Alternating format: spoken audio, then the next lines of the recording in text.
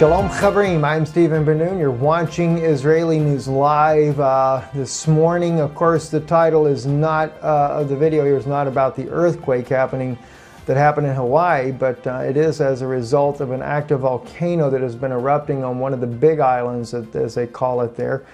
6.9 magnitude earthquake has been felt this morning, so the Hawaiians are getting definitely a big rumble, and I'm sure because of that ring of fire, we're going to see that this earthquake is probably going to shift and move even more. Let me just real quick make one announcement as well before we get into our news broadcast this morning, or actually a couple of things real quick. Patreon, I am working on a broadcast that will upload hopefully by tonight, my time, afternoon time for you guys there, before we come back live on Israeli News Live on YouTube tonight. Which is 5 p.m. Eastern or 4:30 p.m. Eastern time. We have moved that back just a bit because it's a little bit easier for me over here. So be sure to tune into the live broadcast, but also check out Patreon. And we did load a teaching on Ben-Nun Institute that I think some of you will find very interesting. And don't forget, if this broadcast is a blessing to you, we do need your support, your help to keep this broadcast going. And so we appreciate tremendously those of you that are able to help in supporting this broadcast. Getting right into what's going on, though, what I'm really looking at, this article right here that just came out, this came out moments ago on breakingnews.sy, which is the Syrian news. The article is in Arabic, and what it is speaking about here is the advances that the Syrian Arab army has made, especially near a place called Black Stone, one of the outreaches of the suburbs of Damascus, also going into Quneitra. And I bring this up because this coming out today, July the 5th, 2018, by the way. I got to get good at announcing these dates. I always forget about it.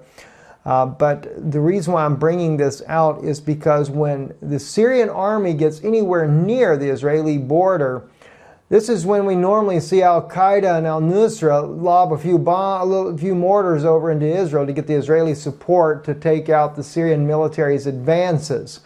So it's very troubling. I'm watching what's going to happen there. And you know, we also have I had not reported on this as of yet. You guys are, I'm sure, very much aware about this, how that Prime Minister Netanyahu's expansion of war powers, him and the Defense Minister of Israel, Mr. Lieberman, have been given the ability to wage war on Israel's behalf without consulting the Knesset. It has raised a lot of concerns.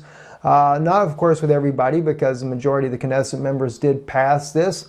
But you have to keep in mind, I think it was kind of a foolish decision on the part of the Knesset in light of the fact that the Prime Minister is under investigation. I realize some would lighten those investigations to say, well, it's not that big of a deal. You're talking about getting some champagne, expensive champagne and cigars.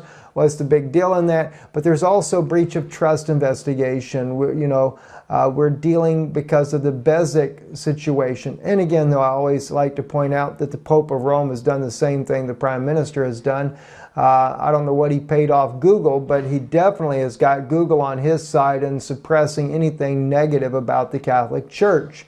So don't really know how that's going to go. But, you know, people are really coming and they're starting to, well, before I get into that, let me continue on here. Of course, the Prime Minister has given those war powers, and we have to keep in mind he gave a speech recently about the documents, half-ton, that have been smuggled out of Iran, brought back into Israel, to prove the case that Iran has actually broken the Iranian deal. And that President Trump must scrap the Iran nuclear deal. And I keep this in mind, though, as I'm going to come back to this article in just a second, though. The ex-Mossad chief says Netanyahu's show on Iran had nothing new. All right? He's saying it has nothing new. This was just on May the 2nd that he brought this out 3 days ago. And he actually says that in a televised press conference, he actually states that Israel should keep the Iran deal, but yet rather try to work out the issues that are in the deal. Well, John Kerry is in a secret meeting with the foreign minister of Iran. From what we understand, this came out about 8 hours ago, that he was in a secret meeting with foreign minister of Iran. And that, let's see if I don't know if I actually have that up on the page here. Yeah, I do right here. Jack Murphy put it out here. Despite Iran violating the Iran deal and hiding their nuclear program, John Kerry has secretly been meeting with Iranian officials to try to save the Iran deal. Of course, talking about just another Democrat working with America's enemies there. He did meet, though, with the foreign minister, and that was of Iran. I always forget his name. Zarif, I believe, is how you say his name. But at any rate, there, it is troubling. I realize Iran is a threat for Israel. And please don't misunderstand me. It's not that I don't realize that Iran is a threat. But when you have a former Mossad spy agency's chief here states that, that we should not scrap the Iranian deal and that there's nothing new. I'll just read. The nuclear program files do not have a smoking gun because it smoked a long time ago, he said. This is what he says in the interview. This was a fantastic operation by Israeli intelligence, which yielded a lot of material. Yotam, who ran the spy agency from 1996 to 1998 until his resignation following the botched assassination attempt of Hamas leader Khalid Mashal, told Army Radio, but it is old material that refers to the period of time prior to 2015. All right? The Yotam was responding to information publicly presented by Netanyahu on Monday, revealing that Israeli spies had smuggled out Iran some 100,000 archived documents and files detailing Tehran's nuclear weapons ambitions and research in years prior to signing of the deal. All right, so the information, even according to the former chief of the Mossad agency there, is old news. And it's interesting because, we're talking about, these are Israeli news agencies, the Times of Israel, you have here. You have also the Jerusalem Post, smuggle half a ton of documents out of the Islamic Republic. They go into an article here, and when you sum up the article, when you get into here, they talk about how that the whole idea has been set forth that Iran is easy to smuggle things in and out. But when you get down to the end of the article here, it's really interesting because they bring up a very interesting point. The picture that is being painted of Iran's borders is one of thousands of kilometers of underdeveloped areas teeming with lawlessness and smugglers. Everything from bulldozers to missiles, convoys of oil trucks and carpets are going back and forth through the thriving shadow economy. Even with Iran's crackdown after the nuclear deal was signed in 2015, a half a ton of CDs and some binders would have passed unnoticed, or you could simply scan them onto a thumb drive. So the article kind of implies here this could have even been fabricated. In other words, if it did come out, maybe they took it out on a thumb drive and just reassembled it. Not to say the information wasn't real, but again, even in the Jerusalem Post, they're showing you that this information is prior to 2015. So it's prior to the nuclear deal. So you might say that maybe it would be better, kind of like what the ex-Mossad agent is saying, let's try to rework out the deal. I don't know what is best in this case here. That's a completely different issue. But now the Knesset has given the Prime Minister just an open hand to wage war anytime he sees fit. Now, of course, I know they say under extreme circumstances. Well, I'm sure under extreme circumstances, the Prime Minister wouldn't ask the Knesset to begin with, just like the United States never asks Congress nor the Senate to be able to launch a war overseas. When they think it's really that bad, they just do it anyway. All right, and I think the Prime Minister on multiple occasions there has struck inside of Syria on multiple occasions, and I highly doubt the Knesset is really informed prior to, unless it's as the planes are already in the air. I say this, and there is a growing concern. More and more people, they're not very happy. They say, Steve, you have always stood with Israel, unconditionally, as our Facebook page so says. But you have to understand, we have to define some things. As I begin to see how the government is acting in Israel, how can I unconditionally stand with the government of Israel, not the Israeli people. You know, if you are an Israelite born from one of the 12 tribes of Israel, you are an Israeli. You do not need a document that says that you are born on a little strip of land in the Middle East to say you are Israeli. You are Israeli because you are born in this family. And in my case, both my parents are Jews. I shouldn't say Jews, Israelites. My mother is from the house of Judah. My father is not. Debatable on that. There's some that say he is. But the point is, all the way through my family, my parents, their parents, all of them, every one of them, all come from Jewish lineage. And not just descendants. They were persecuted. They died in the Holocaust, etc. Thousands upon thousands have died in the Holocaust. But the point being, how can I unconditionally stand with the government of Israel? And some people say that, you know, this is God's nation and God is leading the government. Okay, well, if God is leading the government of Israel, I want to ask you some very pointed questions then. All right, like in this case here, where the Prime Minister of Israel, and I'm going to play you this excerpt so you can hear it for yourself. Netanyahu embraces of Jerusalem pride, confirms growing political leverage of the LGBTQ community inside of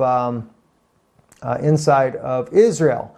Now, granted, what you're going to hear is the Prime Minister is going to say the reason why he is standing with the gay community inside of Israel is because of the violence and extremism that is done against this community around the world. And I do not at all support violence against the gay community.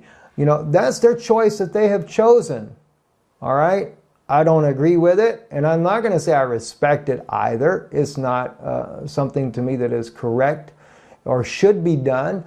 But even more so when you're dealing with the state of Israel and Jerusalem, supposed to be the most holy city in the world, and knowing, as I said to you guys, you have no idea the Israeli government under Prime Minister Netanyahu paid this community, who did not want to do a gay parade march in Jerusalem, paid them to come and do it.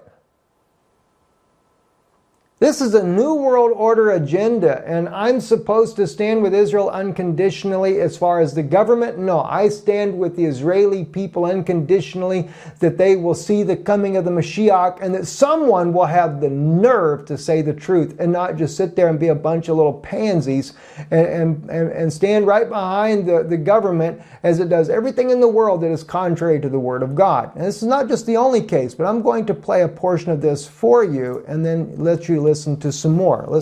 I hope I got the volume set right. Let's listen in. There's been some controversy over this parade, so I want to share with you my perspective. Loving someone should never mean a life of fear or terror. For too long, the LGBT community around the world has faced violence and intimidation. Weeks ago, dozens of members of the LGBT community were gunned down in Orlando by a terrorist with a fanatic ideology.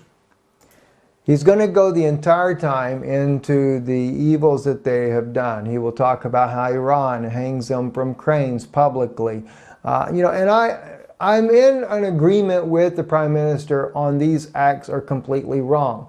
But that has nothing to do with standing with, as he calls it, pride with the LGBT community and violating the very Torah principles that Israel is supposed to be founded on in the very Knesset itself. Let me see how he closes. I forget. I think it's something similar to that. Didn't allow me to do it there. The video is unavailable. Sorry, this could not be played. I guess they don't want you to hear any more of what I have to say on this. Interesting. And this one here is another one that they don't want you to know anything about because they keep closing it off the page. This was something under the Prime Minister as well back on January 6, 2014. Israel's abortion law now among world's most liberal. Prime Minister Netanyahu had to sign this law into effect. Israel had an abortion law prior to this, but it was more stringent. The government would not pay for an abortion unless it was something very severe, such as a woman had been raped maybe by the enemy, or it was something that was threatening her life, etc., then the government would approve it. Then they had passed a new bill that came out, that Prime Minister Netanyahu passed. Israel's a nation with forceful religious lobby, and conservative Prime Minister is poised to offer its female citizens some of the most liberal abortion coverage in the world. The nation's Health Ministry Commission, led by Dr. Yonatan Halevi, passed last week, announced its state-subsidized health basket. They call it the health basket.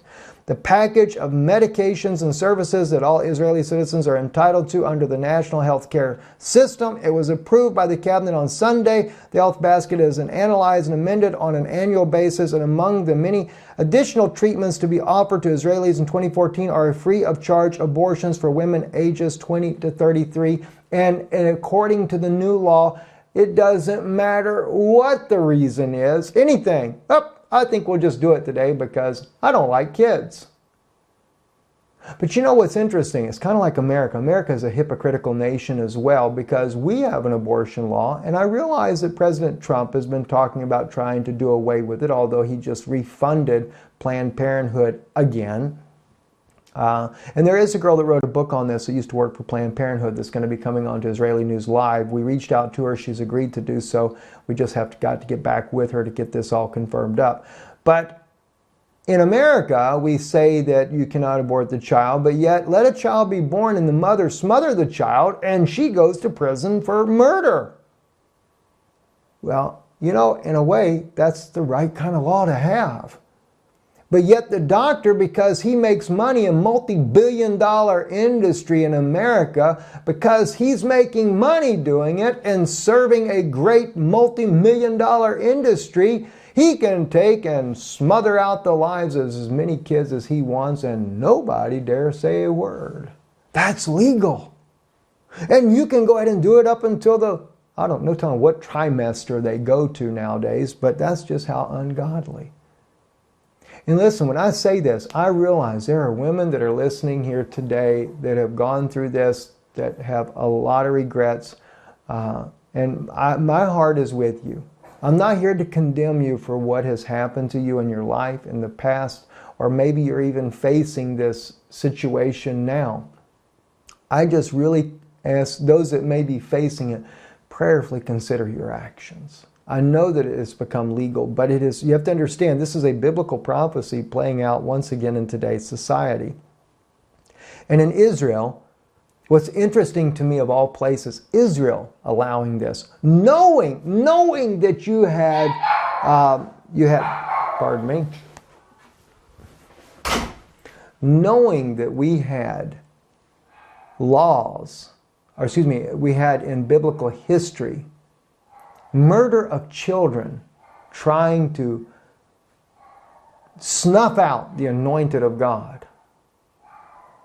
The coming of the Mashiach 2,000 years ago,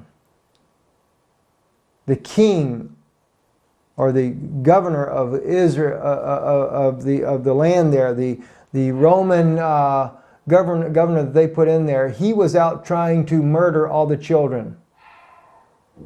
You know, the wise men come in, he meets with them, and they tell them they've come to see the Messiah, the king of the Jews, and he consults with his wise men and or his scholars or whatever he's got there at the time, and he orders that all the children 3 years old and under be murdered.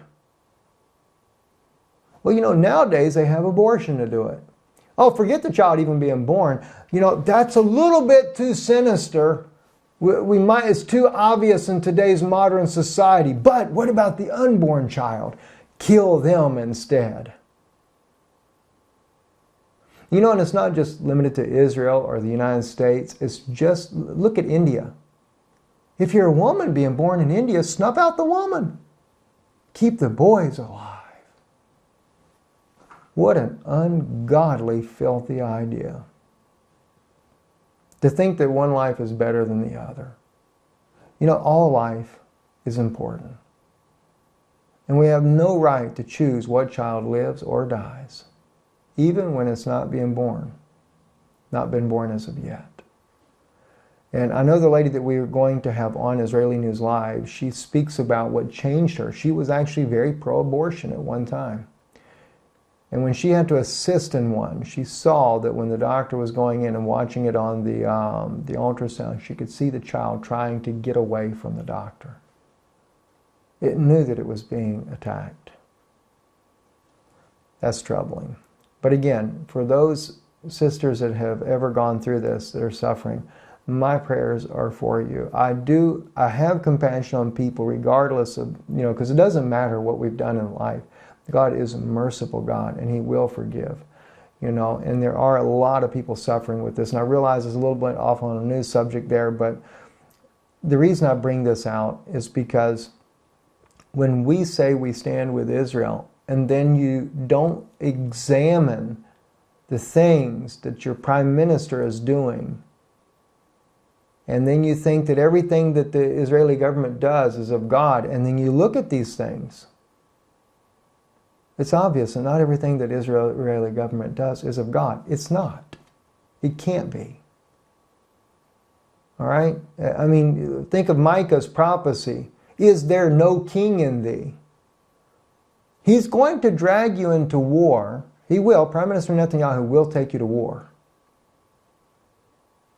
And a lot of people will die as a result, on both sides.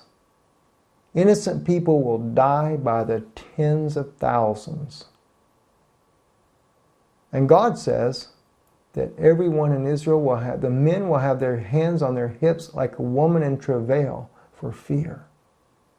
Yes, God will intervene. And all nations will come against us. And God will bring them down for judgment. I agree with all this. I agree.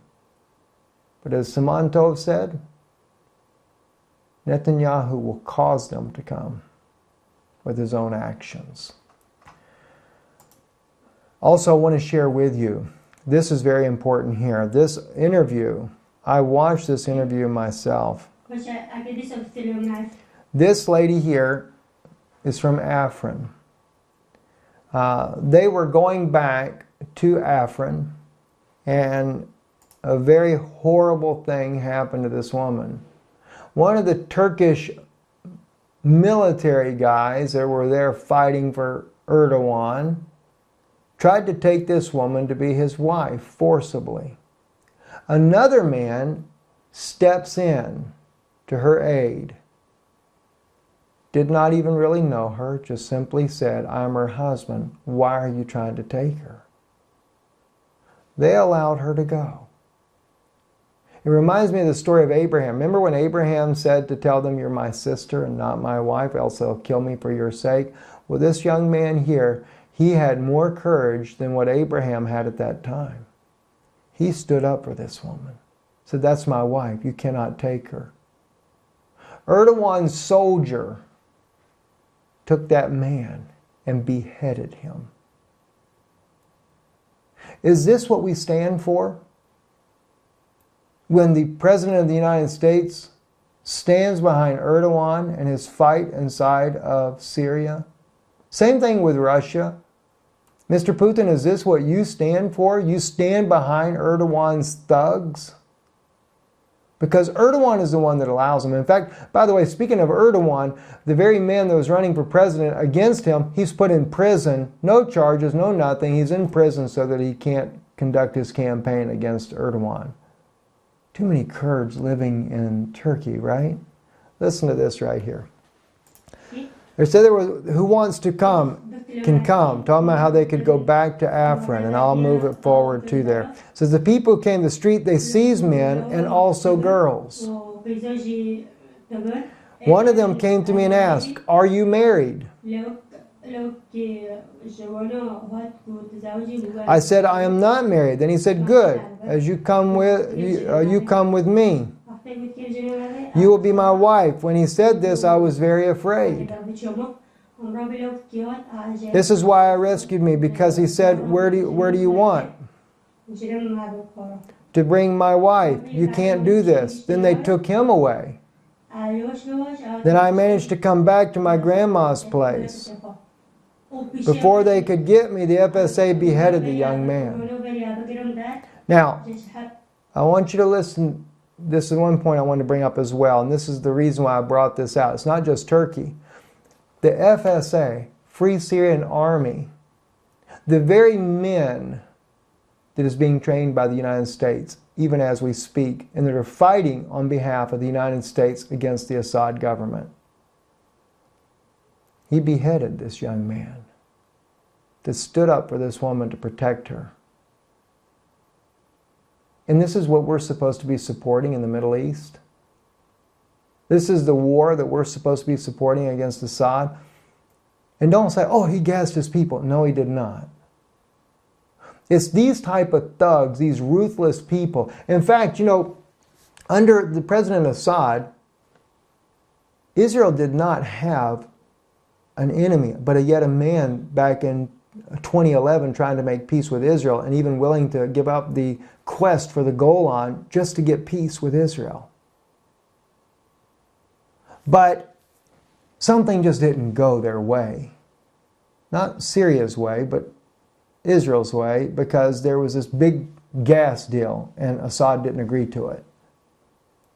Then they start a civil war against his country. Civil war with 35 different nationalities fighting in there. The Saudis, they're little dirty grubs trying to overthrow this government. Russia, which has not done everything up and up, but Russia is the only one that kept Syria from falling into the hands of these militants. Israel would actually have some nations that would never go to war against them. But you know, biblical prophecy is going to be fulfilled. You know why? Because they're going to topple Assad, a man that would not war against Israel. And people like the Free Syrian Army that beheads men for standing up for a woman that didn't want to be forced into being their wife, that's the type thugs that are going to come into power in Syria. You think they care about Israelis? No, they don't. Al-Qaeda, Al-Nusra, the Free Syrian Army, they hate Israelis. And when the war does come, many Israelis will die as a result of these ungodly groups that are fighting there. You know, Tucker Carlson made a very interesting tweet the other day, May 3rd, and I saved it up here because I wanted you guys to see this. The biggest threat to America isn't Putin, but China. Consider China's spies on us more than any other country. It's behind the massive opium hack carried out from 12 to 14. It has the largest population and will soon have the largest economy. This military is growing rapidly in strength.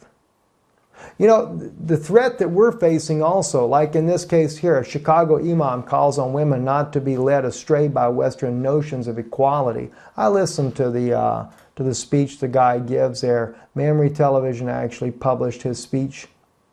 And this is what's coming to America. And they want to bring you Sharia law in America? Well, I guarantee you one thing, women will no longer have freedom when they do. I think this is why the Vatican embraces the Sunni Islam to begin with. Notice how the nuns are. There's no freedom. It's a male hierarchy.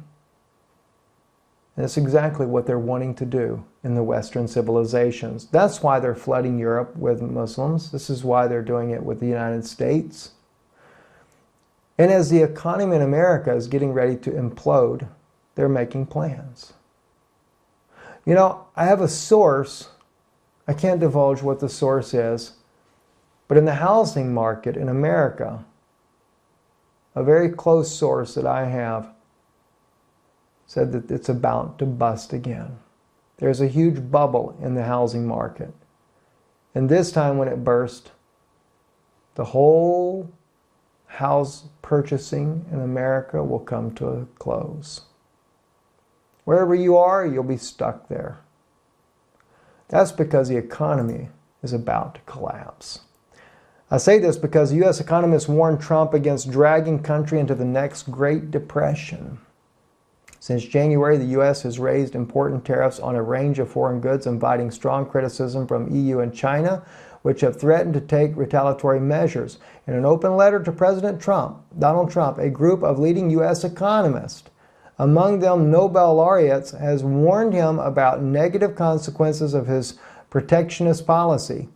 The undersigned economists, 1,144 in all, urged Trump to avoid repeating the mistakes that led to the Great Depression of the 1930s. They reminded him of a similar letter more than 1,000 economists sent to Congress in 1930, urging lawmakers to reject the protectionist Smoot-Hawley Tariff Act. Congress did not take economists' advice in 1930, and Americans across the country paid the price, the letter said. The authors described the lowering of trade barriers between nations as one of the great achievements of global economic system in the power era. They warned that Trump's protectionist measures would raise the cost of living and injure the great majority of our citizens. Higher import tariffs would be a wrong way to go, as a few people could hope to gain from such a policy. You know, I agree that bringing back industry to America is the right thing to do. But maybe they are right about not just putting all these tariffs out there either. You know, if America would do what it did so greatly years ago, again, become the Industrial Revolution and make the best product in the world, our products will sell. And you could keep the trade borders open, but just have government laws that would help protect against what's going on as far as the illegal activity. But I am concerned. We are about to see a major fall in this country. And it's troubling to me to see what's coming.